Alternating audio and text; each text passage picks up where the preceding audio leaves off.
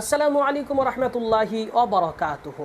আজকের বিভিন্ন সোশ্যাল মিডিয়ায় বিভিন্ন কন্টেন্ট ক্রিয়েটারদের দেখা যাচ্ছে তারা নবী মুহাম্মদ সাল্লাল্লাহু আলাইহি সাল্লাম সম্পর্কে কুরুচিকর মন্তব্য, কটূক্তিকর আলোচনা করছে।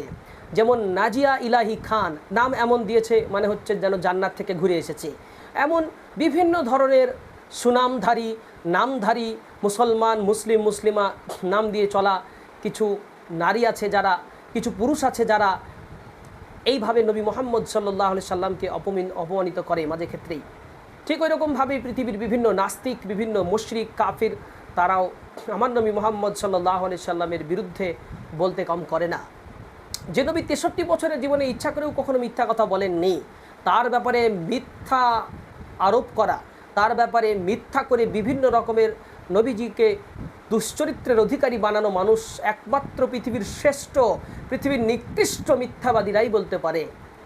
পৃথিবীর সবচাইতে বড় মিথ্যাবাদীদের লিস্টে যাদের নাম আছে তারা আমার নবী সম্পর্কে মিথ্যা রচনা রটতে পারে। যে নবী 63 বছরের জীবনে কখনো কারোর ওয়াদা ভঙ্গ করেননি, তার সম্পর্কে উল্টা পাল্টা কথা একজন মুনাফেক, একজন দ্বিমুখী চরিত্রের অধিকারী মানুষই বলতে পারে। একজন পশুর চাইতেও নিকৃষ্ট মানুষই বলতে পারে, যাকে শুধু মানুষ নামে বলা হয়েছে, আর কোনো কাজে নয়।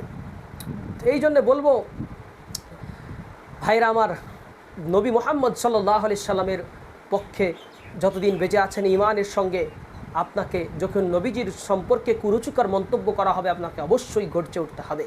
যে নবী নারীদের সম্মানের ব্যাপারে সবচেয়ে বেশি কথা বলেছেন, কাজ করেছেন, সবচেয়ে বেশি সুসম্মান দিয়েছেন, যে নবী নারীর অধিকার দিয়েছেন, সে নবী মুহাম্মদ সাল্লাল্লাহু আলাইহি সাল্লামকে তাকে একজন খারাপ ব্যভিচারী ধর্ষক কে বলতে পারে? সে পৃথিবীর শ্রেষ্ঠ ধর্ষক, নারীবাজ, এ সমস্ত ব্যভিচারী আর চরিত্রহীন খারাপ ব্যক্তি ছাড়া আর কেউ বলতে পারে না। যে নবী শত্রুকেও ক্ষমা করেছেন, এক গালে চট দিলে আর এক গাল বাড়িয়ে দিয়েছেন। আর এক নবীজি, যে নবী সাল্লাল্লাহু আলাইহি সাল্লাম নিজের শরীরকে সামনে এগিয়ে দিয়েছেন, বলে তোমার প্রাণ খুলে তোমার প্রতিশোধ নাও।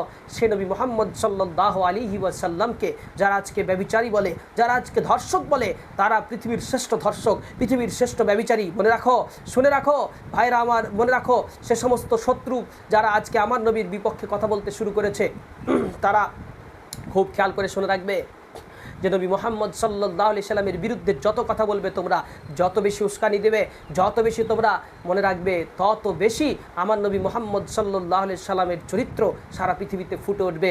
আরও নবীকে নিয়ে পড়ার লোক বেড়ে যাবে, আরও নবী মুহাম্মদ সাল্লাল্লাহু আলাইহি সাল্লামের বায়োগ্রাফি পড়ার জন্য মানুষ উৎসুক হবে, আরও নবী মুহাম্মদ সাল্লাল্লাহু আলাইহি সাল্লাম মানুষটা কেমন দেখিত, তার চরিত্রের ব্যাপারে এত আলোচনা করা হয় কেন, এত মানুষ তার বিরুদ্ধে কথা বলো কেন বলে আরও পৃথিবীতে বহু মানুষ নবী মুহাম্মদ সাল্লাল্লাহু আলাইহি সাল্লাম সম্পর্কে জানতে উৎসুক হবে, আরও বেশি জানতে পারবে।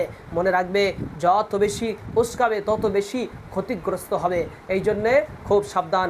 নবী মুহাম্মদ সাল্লাল্লাহু আলাইহি সাল্লাম সম্পর্কে কুরুচিকর, কটূক্তিকর আলোচনা এবং বিভিন্ন রকম খারাপ ভিডিও পোস্ট করা, বিভিন্ন রকমের খারাপ ফটো পোস্ট করে নিজেকে যারা মনে করছে আমি জ্ঞানী, তারা একদিন অবশ্যই ধ্বংস হবেই হবে। যে নবী শত্রুকেও ক্ষমা করেছেন, সে নবী মুহাম্মদ সাল্লাল্লাহু আলাইহি সাল্লাম সম্পর্কে বিদ্বেষপূর্ণ কথা একজন হিংসুকই বলতে পারে। যে নবী এতিম, অসহায়, দরিদ্রদের অধিকার প্রতিষ্ঠা করেছেন, অসহায় দরিদ্রদের ব্যাপারে মানুষ ধনীদেরকে বলেছেন এই খাতে এই কারণে খরচ করতে হবে যাতে করে কোনো মানুষ কষ্ট না পায়। যে নবী মুহাম্মদ সাল্লাল্লাহু আলাইহি সাল্লাম প্রত্যেক অসহায় দরিদ্র মানুষদের জন্য কাজ করে গেছেন। সে নবী মুহাম্মদ সাল্লাল্লাহু আলাইহি সাল্লামের ব্যাপারে অপবাদ কেবল একজন জালেমই দিতে পারে, একজন অত্যাচারী দিতে পারে। যে নবী মুহাম্মদ সাল্লাল্লাহু আলাইহি সাল্লাম ন্যায় বিচার প্রতিষ্ঠার জন্য নিজের আপনজনের বিরুদ্ধে, নিজের আপনজনের বিরুদ্ধেও সত্যের পক্ষে দাঁড়িয়েছেন। যে নবী ন্যায় বিচারের জন্য নিজের মেয়েকেও বলেছেন সে যদি চুরি করতো তারও হাত কাটতে আমি বাকি রাখতাম না। সেই নবীকে যারা অবিচারী বলে, সেই নবীকে যারা ব্যভিচারী বলে, ধর্ষক বলে, তাদের চরিত্র, তাদের ব্যাকগ্রাউন্ডটা একটু খুলে দেখুন, আপনি পরিষ্কার হয়ে যাবে। যে নবী সমগ্র জাতির কল্যাণের জন্য জীবনকে উৎসর্গ করেছেন, তার সম্পর্কে ঘৃণা ছড়ানো কেবল সংকীর্ণ মনা, ন্যারো মাইন্ডেড একজন মানুষের কাজ হতে পারে, আর কারোর কাজ হতে পারে না।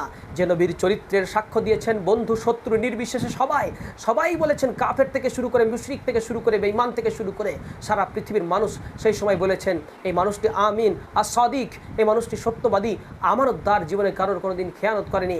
তার চরিত্র নিয়ে প্রশ্ন তোলা কেবলমাত্র এক অস্বীকারী পক্ষেই সম্ভব, আরও কারো পক্ষে সম্ভব নয়। এই জন্য ভাইরা আমার, আব্বা জানেরা, দিনদার মুসলমানেরা, যারা আমার ভিডিওটি আজকে আজকে শুনলেন। প্রত্যেককে আমি আশা করছি, প্রত্যেকের কাছে আমি অনুরোধ রাখছি, আপনারা অবশ্যই এই ভিডিওটি শেয়ার দিয়ে ভিডিওটি মানুষের কাছে পৌঁছে দেন। আমার নবীর চরিত্রগুলি অল্প সময়ের মধ্যে স্বল্প কিছু কথা দিয়ে বোঝানোর চেষ্টা করেছি, তুলে ধরার চেষ্টা করেছি। আমি অধম, আমার অল্প জ্ঞানের মাঝে আমি যতটুকু পেরেছি বলার চেষ্টা করেছি। আল্লাহ পাক রব্বুল আলামিন আমাদের সকলকে সহি বুঝদান করুন। আসসালামু আলাইকুম ওয়া রাহমাতুল্লাহ।